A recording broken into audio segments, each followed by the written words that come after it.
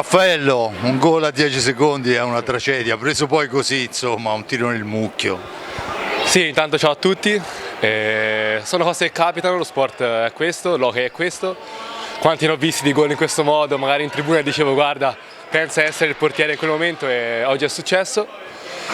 Non credo sia una colpa di tutti, loro sono una squadra forte, sono una squadra che punta a salire, il loro obiettivo è quello, sono costruiti per quello. Quindi sì, siamo dispiaciuti perché vincevamo 3-0 alla fine, quindi diciamo che hai quel saporino di vittoria, ma non bisogna mai adagiarsi, loro sono costruiti per vincere.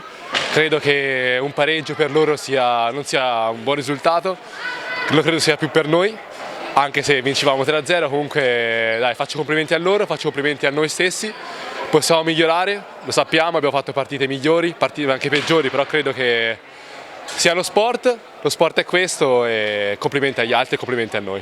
Allora, hai detto tutto, però io una cosa vorrei aggiungerla. Sul 3-0 abbiamo avuto una superiorità numerica che non abbiamo sfruttato e da lì in poi mi è sembrato quasi che avessimo paura di vincere, cioè abbiamo forse calato troppo di intensità. In attacco, parlo proprio in attacco.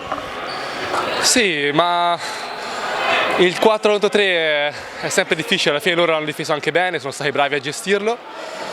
E noi l'avevamo provato, ma in allenamento è un conto, in partita è un altro. Capita a volte avere un po' il timore di vincere, perché 6-3-0 e con una squadra del genere non è facile, però credo che possiamo imparare tanto da questa partita e gli errori e le distrazioni credo ci servono per crescere, quindi va bene così.